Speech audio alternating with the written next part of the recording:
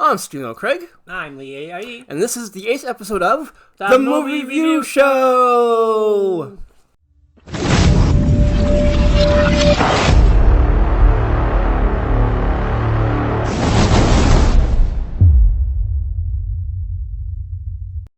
Okay, the movie review show is when Steve and I go to the Red Wing Cinema 8 and we watch a newly released movie and then we review it. We use a popcorn rating system, 1 to 10 popcorn, 1 popcorn being the worst and 10 popcorn being the best. The movie we're going to review today is the finale of a string of movies that lasted nearly 2 decades. And it's Dark Phoenix. And here's a trailer.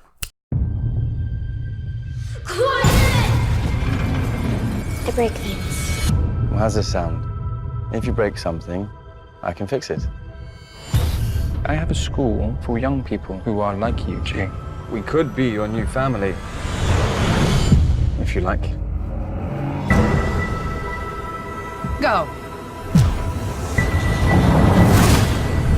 Girl, where is she? Where is she? I'm sorry. Jeez!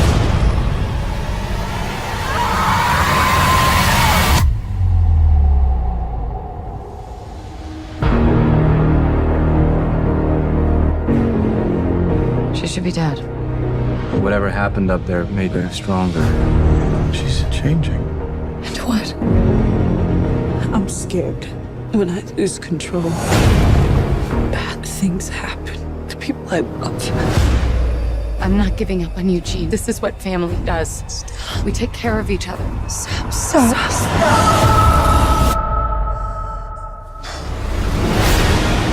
That power destroyed everything it ever came into contact with. Until you. And what they don't understand, they fear. And what they fear, we seek to destroy. Are you a scared little girl who answers to a man in a chair? Or are you the most powerful creature on the planet? She'll kill us all. This is your fault, Charles. Tell me how we fix this, Charles. Tell me what to do. I don't know what to do. The girl dies. She's still Jean. We can still help her. Sometimes we want to believe people are something that they are not. And by the time we realize who they are,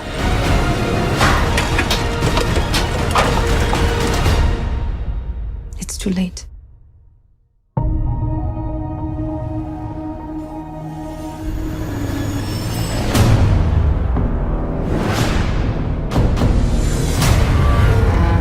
She's coming.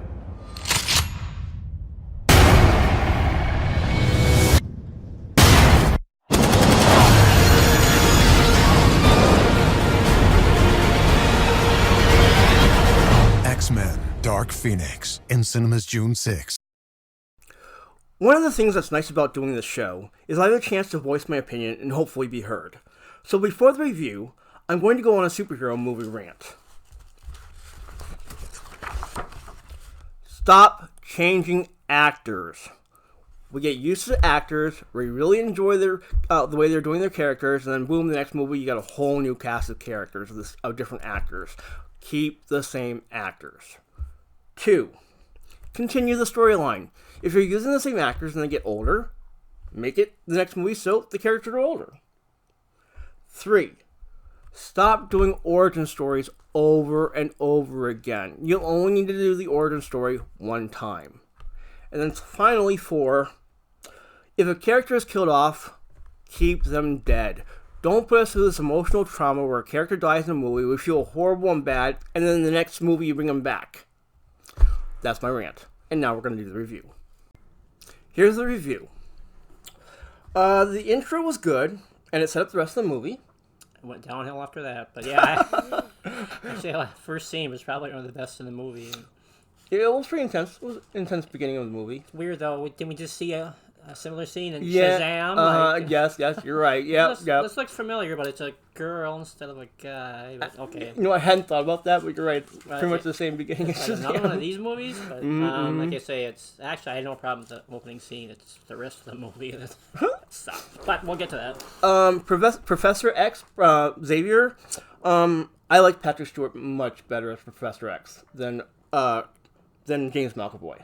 Yeah, I agree. He's He did a good job, he's not horrible, but Patrick Stewart has way more charisma. oh yeah, more style. It's kind of it's like the whole film. It's like lacks style, and that's this character in particular. Exactly. Continuing, the new cast did not have as much charisma as the original cast. No Wolverine. That's the most beloved X-Man, and he's not in the film. So I did think the girl who played Jean Grey, she did from good. Game of Thrones, she did the girl fine, who was yeah. Raven, also known as Mystique, she did good. She's from what's that movie called? Hunger Games. Yeah, Right. She did good. Yep. Let's see. I didn't understand like the new Magneto. If I remember correctly, in the original story, Magneto, his origin story starts like in World War II, with the Nazis, and in the concentration camps, and this guy was not old enough to have been in World War II. Oh, not even close. Not even close, right? No, he starts his own superhero island, refuge in this movie, and yeah, they deviated from the comic books for sure. In my opinion, a big flaw in the movie was I did not think the villain stood out at all. I saw one reviewer was making fun of them, Dabari, is that what they're called? Like, Have yeah, no I think idea.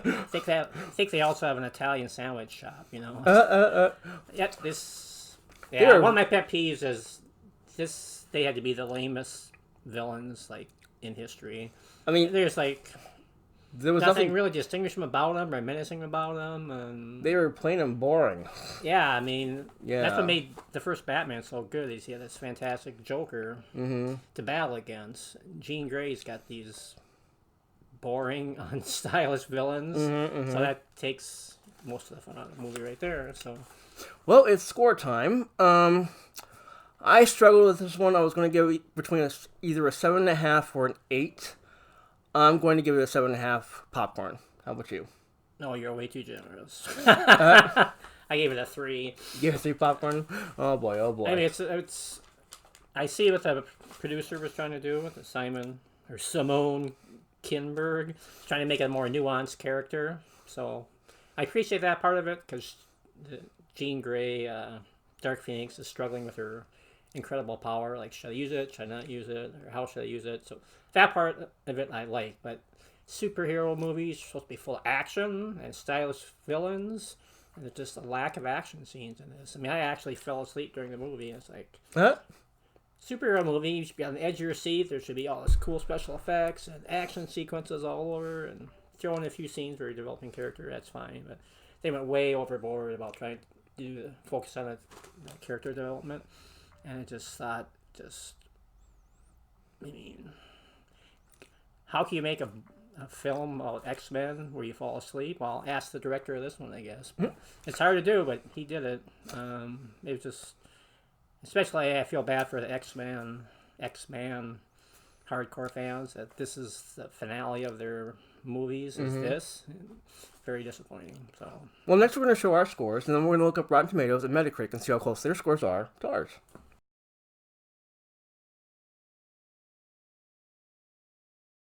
Okay, we're looking up Rotten Tomatoes. Ooh, oh my gosh. The tomato meter is 23%, which means they felt the way you felt. Boy, the critics did not like this movie at all. The audience score, though, actually is 64? much higher. It's 64%. That's still not a great score for a movie, but that's... 40 percentage points different. It's interesting. So now we're going to look up Metacritic. Okay, we're looking at Metacritic. Ooh, 43%. They didn't like it either. Yeah, about midway between our score. Well, closer to my score. A little closer to my score than yours. But I liked the movie. That's why I gave it a 7.5. I actually did like the movie. I just thought that the actors didn't stand out. That was my only complaint. And also the villains didn't stand out either. But I did like the movie. yeah, obviously I didn't. Right. Should have been rated X for extra dull. Well, next is Steven's Weekly Recommendation. It's time for Steven's Weekly Recommendation. What is Steven's Weekly Recommendation? Each episode I recommend something that I think is awesome. This episode's recommendation is Frank's RedHot. They say when it comes to hot things, the more heat, the less flavor. The more flavor, the less heat. Well, Frank's RedHot has the perfect combination of both. My suggestion, try it on eggs. Here's the trailer. Frank's RedHot. I put that on everything. Even on pizza? Add nachos and wings. My coworker's lunch? Yep. How about on E5? You betcha. On the go food? Totally. On a burrito? Definitely. Do you have a burrito? No I don't. What about on whatever this is? Of course. How about on astronaut food? Affirmative. How about on astronauts? Yes, everything. Yum. It's the perfect blend of flavor and heat. I put that on everything. It's time for Lee's Joke of the Week. Okay, there's going to be more humor in this little segment than the whole film of Dark Phoenix. Okay, I get 5 jokes. They get funnier as they go along, I think.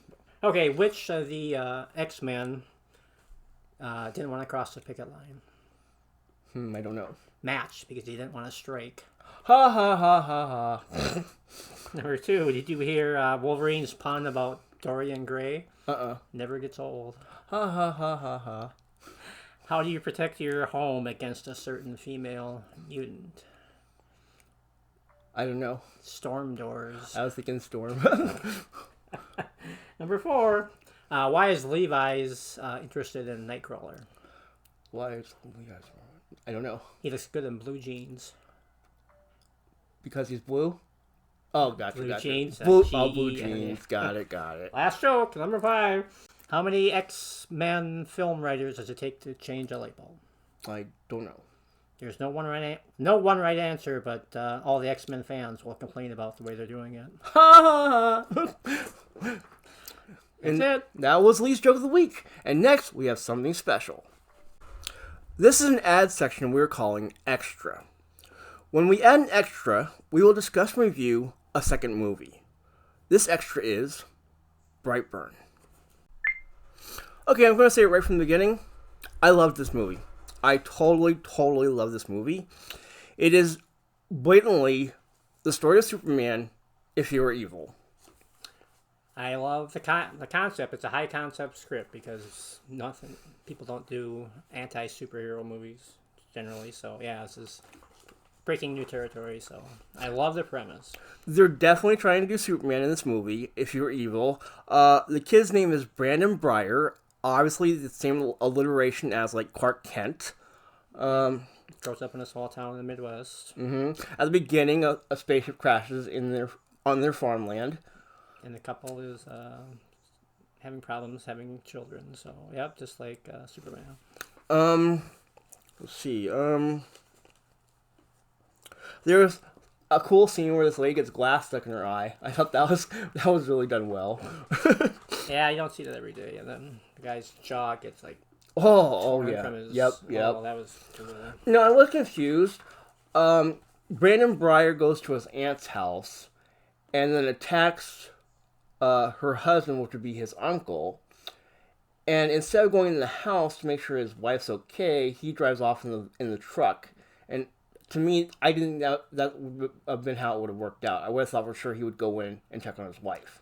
Yeah, you would think so, unless he's just really a dirtbag husband. Really a dirtbag guy. But yeah, that seemed like an odd plot choice. The movie was only an hour and 31 minutes, which is really surprising because I haven't seen a movie that's only an hour and 31 minutes in like forever, so I can't remember. Yeah, nowadays mostly it's 2 hours minimum, it seems like. So I think they really could have added some more time onto it and maybe developed some concepts more. In my opinion, though, it didn't feel that short. It actually felt like a 2-hour movie to me. But it was kind of crammed full of action, so there was really no dead air, so to speak. So maybe that's probably why it didn't seem like it was that short, because there was all this stuff happening, which is good. Well, I'm going to give my score, and I'm going to give it an 8.5. Well, I'm going to meet a downer again. I gave it a 3. Oh, boy. Let me explain. I love the concept, but as the commander of the firing squad said, execution is everything. And I just thought, okay, it's a horror movie. I just thought the victims were essentially unremarkable, and I didn't really...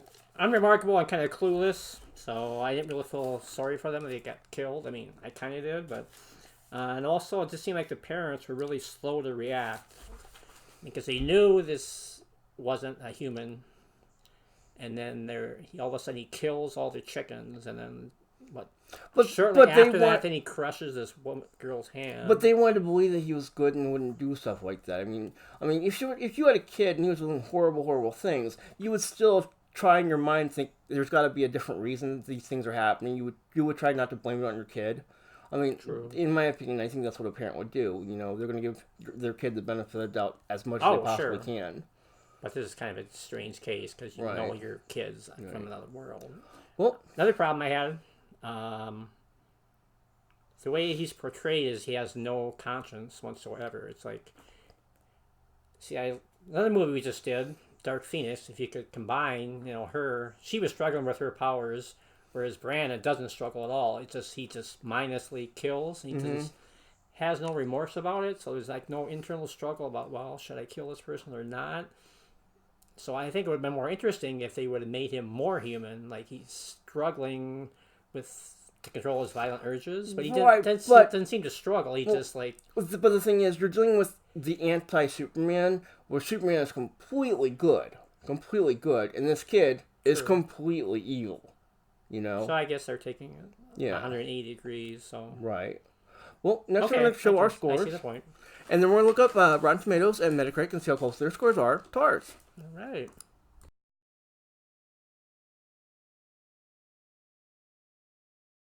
Okay, we're looking at Rotten Tomatoes. 57% of the tomato meter and 67% audience score. So if you split that down the middle, it's 62. It's so still, people thought it was okay. Yeah, people didn't love it, but they didn't hate it like I did. Like I say, I love it's a high concept script for sure. I just thought they could have done it a little bit better. But okay, next we're going to look up Metacritic. Okay, we're looking at Metacritic. 44 for the Metascore and 6.7 for the user score. So the scores were really close to the same as Rotten Tomatoes. People didn't seem to really like the movie. They didn't super hate the movie, but they just kind of liked it. I liked the movie. I thought the concept of an evil Superman was really cool, and I thought they executed it well, but, other people don't seem to feel that way. I agree with the first part. Yeah, I love the premise. I just thought they could have executed a little bit better, but there's going to be more of them based on the ending, but anyway. Well, that's the end of our show, and as always, we'll be watching for you.